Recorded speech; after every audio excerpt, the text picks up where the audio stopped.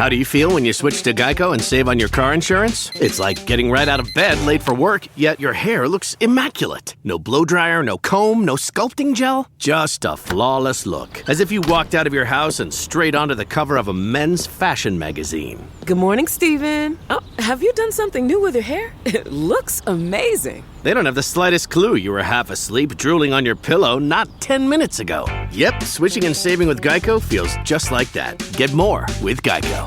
आप सभी का स्वागत है और ज़रूर है कि आप कैसे हैं। इस बात को आप कमेंट में लिखेंगे ज़रूर। फ़िलहाल आप like, comment, share, subscribe, follow, क्योंकि अगर आप इस चैनल से जुड़े रहना चाहते हैं तब तो आपको करना होगा। फ़िलहाल हम लोग जो है ना क्रैकर्स, इस पॉडकास्ट एपिसोड में क्रैकर्स की बात करने वाले हैं। जब भी हमारे दिमाग में यह शब्द आता है ना, तुरंत दीपावली का त्यौहार दिमाग में एक बार जो है ना स्ट्राइक कर ही जाता है। वैसे भी आसमान में चमकीले रंग एक आवाज़ के साथ सुनने में बहुत अच्छा लगता है। दीपावली का त्यौहार जो है ना इस चीज़ से अछूता नहीं है, बिल्कुल भी नहीं। परंतु मैं आपको कई लेखकों के बारे में बताता हूँ जो कि फ़िलहाल आज के पीढ़ी के हैं। वो कहते हैं कि क्रैकर सिर्फ एक दिन नहीं, हर दिन हमारे आसपास, हमारे कानों में सुनाई भी देता है, ठीक है, और हर दिन हमारे आसपास वो दिखता भी है। जबकि दीपावली में हम सिर्फ और सिर्फ एक पटाखे को बॉटल में रख कर उसको फ्लेम करते हैं, उसको लाइट करते हैं और आसमान में जाने के बाद एक रंगीन पैटर्न के साथ एक आवाज़ जो है हमें सुनाई देती है और हम उसे पटाखा कहते हैं। पर रोज़ पर्यावरण में हमें हज़ारों पटाखे दिखते हैं और हम रोज़ सुन रहे होते हैं। लेखक का कहने का मतलब यह था कि भाई हम जब भी अपने घर से बाहर जाते हैं, हम जब भी अपने घर में रहते हैं तो अलग अलग तरीके से हम आवाज़ों को सुनते हैं, अलग अलग पटाखों को हम एक्सपीरियंस करते हैं, अलग अलग चीज़ों से एक्सपीरियंस करते हैं। भले ही दीपावली में हमने सिर्फ़ और सिर्फ एक फुलझड़ी को लाइट किया, एक पटाखे को लाइट किया, आसमान में वह फुलझड़ी, वह पटाखा गया और एक आवाज़ के साथ पैटर्न बनाते हुए हमें दिखता है।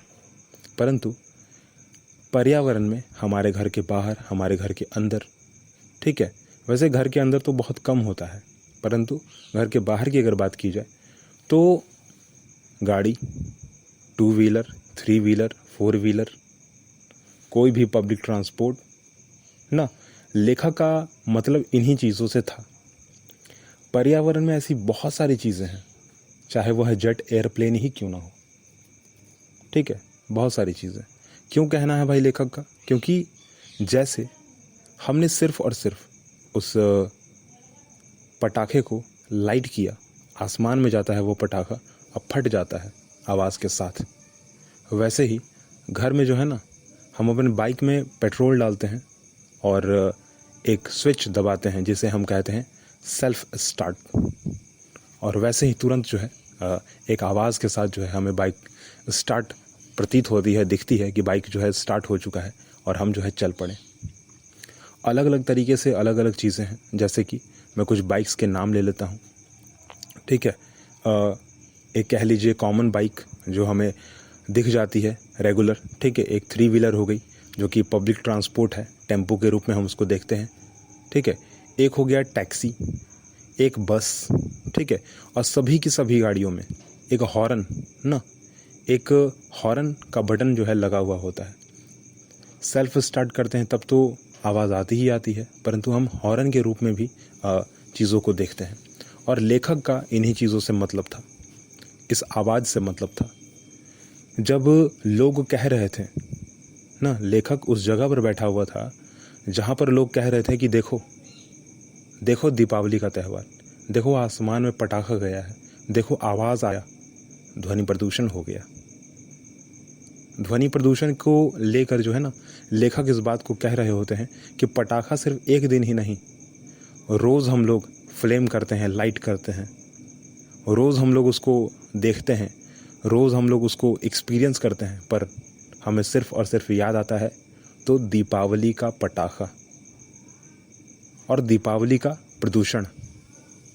बाकी जो गाड़ियां हैं उनसे जो स्मोक बाहर आता है, या फिर बड़े बड़े जो इंडस्ट्रियल एरियाज़ हैं वहाँ से जो स्मोक बनता है वो हमें नहीं दिखता। यहाँ तक कि जब तेज़ गाड़ियाँ जो है वो रास्ते पर दौड़ पड़ती हैं ना धूल उड़ाते हुए, तभी लोगों को नहीं दिखता कि प्रदूषण हो रहा है, ध्वनि प्रदूषण हो रहा है, वायु प्रदूषण हो रहा है।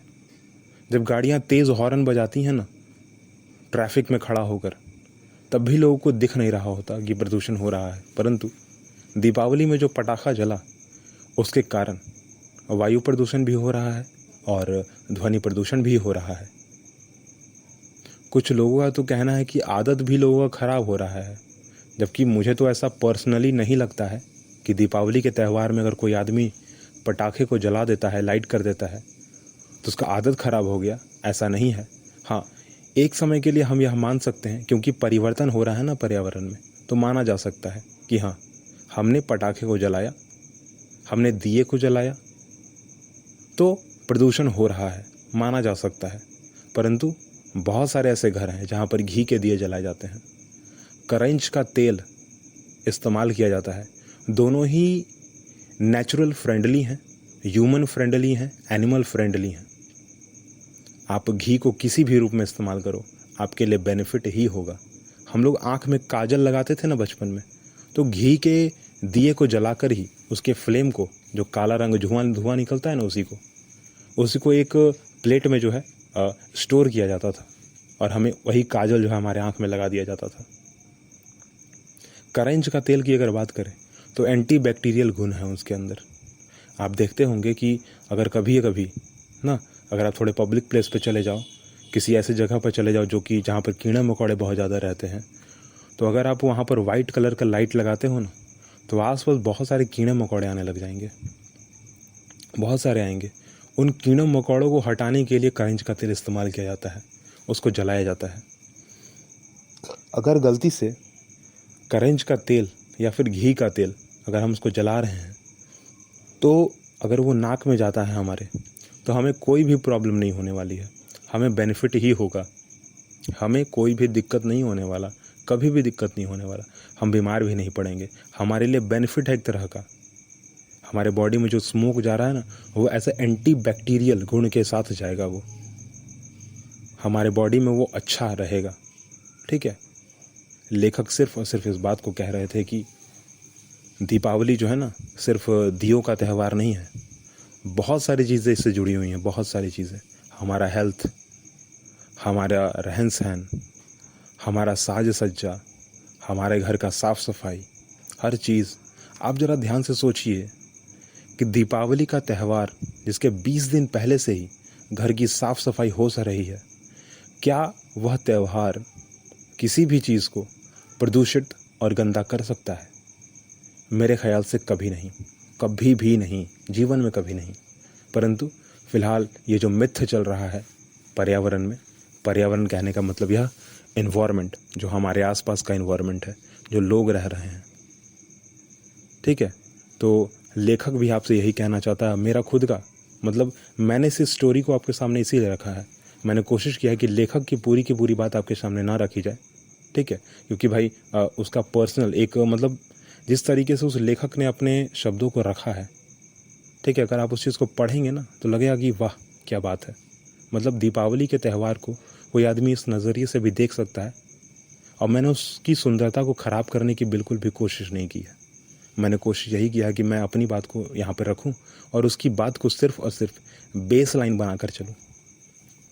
लेखक ने इस बात पर बहुत ज़्यादा जोर दिया है कि जहाँ दीपावली का त्यौहार घर की साफ सफाई, फेस्टिवल ऑफ लाइट से जुड़ा हुआ है, क्या वह त्यौहार पर्यावरण के प्रदूषण के लिए जिम्मेदार हो सकता है? लेखक ने बहुत ही जोर देकर कहा है नहीं, और मैं भी समर्थन में हूँ, पूरी की पूरी तरह अगेंस्ट नहीं हूँ। ठीक है, भले ही पर्यावरण आज बदल रहा है, बहुत सारी चीज़ें जो हमारे आंखों के सामने हमें दिखती हैं, ठीक है, परंतु हमने उसको एक गलत तरीके से लिया हुआ है। हमने जो कर रहे हैं शायद गलत कर रहे हैं, तब हमें वो प्रदूषण दिख रहा है, हम शायद उसे एक्सपीरियंस भी कर रहे हैं। जो कि होना नहीं चाहिए था परंतु हो रहा है। लेखक ने इस चीज़ पर भी बड़ा जोर दिया है और ध्यान से रखा है अपनी बातों को, और ठीक ठाक से जो है ना सभी चीज़ों को हमारे सामने रखा है। मैं भी इस बात को जो है आपके सामने रख रहा हूँ। कोशिश यही है कि आपको समझाया जा सके, समझ सके आप भी, क्योंकि बहुत सारे लोग हैं ना जो इस चीज़ पर कह रहे हैं कि नहीं, दीपावली में पटाखे मत जलाइए, दीपावली में दिए मत जलाइए, दीपावली में जो है बाकी की चीज़ें जो मत करिए, रंगोली मत बनाइए। एक जगह तो मतलब अगर आप न्यूज़ चैनल सुने, न्यूज़ की बात अगर सुने अगर आप, तो कोई एक ऐसा इंस्टीट्यूट है या शायद कॉलेज है ना, कॉलेज है या इंस्टीट्यूट है, पता नहीं, मुझे याद नहीं आ रहा पूरी की पूरी तरह, वहाँ पर रंगोली बनाने से भी जो है ना मना किया गया है। अगर आप मेरे इससे पहले वाले अगर एपिसोड का अगर आप सुने तो मैंने वहाँ पर एक बहुत ही अच्छा सा रंगोली के बारे में बताया कि क्यों रंगोली क्यों बनाना चाहिए।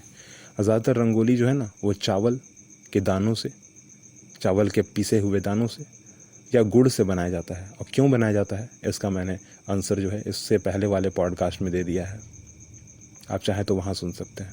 और नहीं तो आप खुद इमेजिन कीजिए कि ऐसा क्या हुआ होगा, ऐसा क्या होता होगा कि चावल के दानों से या फिर चावल को पीस कर उससे रंगोली बनाई जाती थी। लेखक ने तो ध्वनि प्रदूषण और वायु प्रदूषण के बारे में कहा है, हमसे अपनी बातों को जो है साझा किया है। ठीक है कि उसने पुस्तक के रूप में रख दिया इस चीज़ को, मैंने पढ़ा और मैंने आपके सामने इस बात को रखा। वैसे भी दीपावली का त्यौहार है, आप सभी को शुभकामनाएं। आपका पूरा का पूरा जो परिवार है वो उसका जीवन जो है वो अच्छा जाए, दिन मंगलमय हो, जीवन मंगलमय हो और साल जो है अच्छा हो आपके लिए। फ़िलहाल जो है मैं आप सबसे विदा लेता हूँ, अपनी बातों को यहीं पर रोक देता हूँ। Like, comment, share, subscribe, follow जो है वो करना नहीं भूलिएगा, क्योंकि अगर आपको मुझसे जुड़ना है, मेरी बातों को सुनना है, तो इसके लिए तो कम से कम सब्सक्राइब तो करना होगा।